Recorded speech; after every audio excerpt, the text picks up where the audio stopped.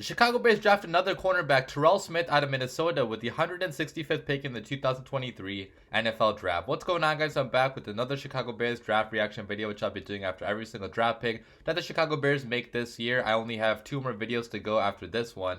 2 more 7th round picks. I hope you guys have been enjoying all the videos, but in this video, I'll be reacting to the pick of Terell Smith, which we took another cornerback, which surprised me somewhat because I thought that we might finally go edge here, but clearly none of the edge guys on the board interested, Ryan Poles and the Bears, because they had multiple opportunities to draft edge players in this draft and they chose not to. So maybe they're looking to, address that in free agency still, because there are still guys available like Yannick Ngakoue, like Leonard Floyd still on the market. Maybe trade for like a Chase Young. I heard that Chase Young could be on the trade market because the Commanders declined his 5th-year option. So there still could be moves coming at edge, but adding another cornerback, again, is not a bad idea because this is a guy that had a round 4 grade on him, so we got him in a pretty decent spot in the draft, a pretty decent value pick. And the cornerback spot is another spot that you cannot go wrong adding more talent to, because with how important the secondary actually is, you need multiple guys that can actually step up and play if they have to. You guys remember a couple years ago, we had so many injuries in the secondary where we had to start a guy like D. Virgin in a game down the stretch. You guys remember that game against the Vikings at the end of, I think it was 2021, we had to start just random guys at cornerback because we had so many injuries, and Ryan Poles is trying to prevent a situation like that, by drafting cornerback pretty early in the draft every single year, which, I can understand. And this is a guy that fits Eberflus's defense really well because he's a long, athletic, and physical cornerback that can hit you hard, that can hit you in the open field, a good run defender too, good tackler at cornerback, so a guy that Eberflus would love and a guy that could fit really, really well in this defense if he ever does have to play in the near future. But for right now, he could be a good depth guy and a good special teams guy as well. But let's talk more about what he's going to be bringing to the Chicago Bears. Looking at the RAS, you guys can see he's about 6 feet tall, weighs 204 pounds, so pretty tall, pretty big in terms of weight.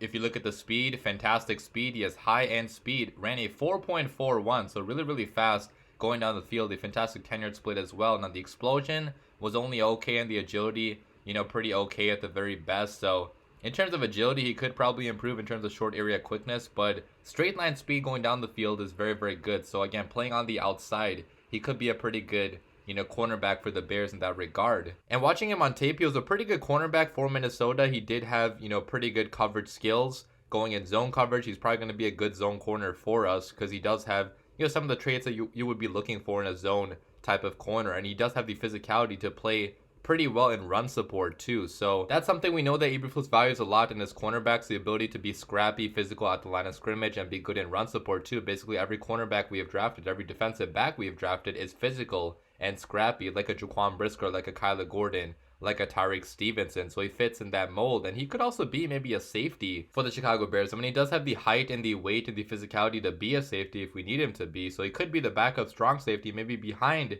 a Jaquan Brisker, because I can't even think of any backup safeties we have on the roster right now because we did not re-sign DeAndre Houston Carson, who's been on the team for a long, long time. So this guy does have the versatility to play safety, I believe, if we need him to.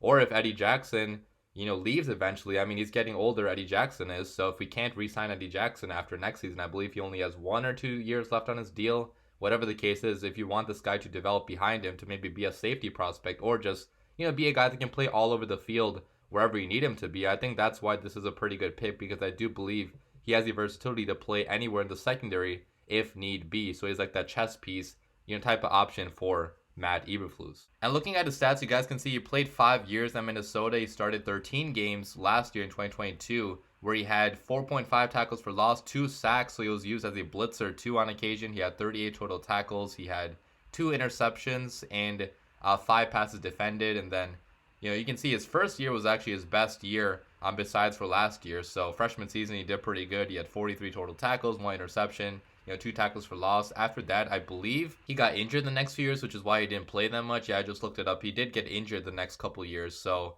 he does have the injury history. That is why he probably fell to the 5th round. Otherwise, he could have gone a lot earlier. But otherwise, he's a very versatile, scrappy cornerback that I think the Bears are lucky to have on their team. So pretty decent pick in the 5th round. So yeah, let me know what you guys think about this pick in the comments down below. It's only depth for now. He's obviously not going to start, day 1 next year, but you can never go wrong adding depth because, like I've been saying in all my videos, like adding depth is something that the Chicago Bears have never done on the roster. Once a time we actually had a deep roster, maybe 2018, but after that, the entire roster fell apart. So it clearly was not as deep as we thought. So hopefully Ryan Poles is finally building, the first deep Bears team that could be competitive for the long term with picks like this. But again, leave your comments down below, and as always, bear down.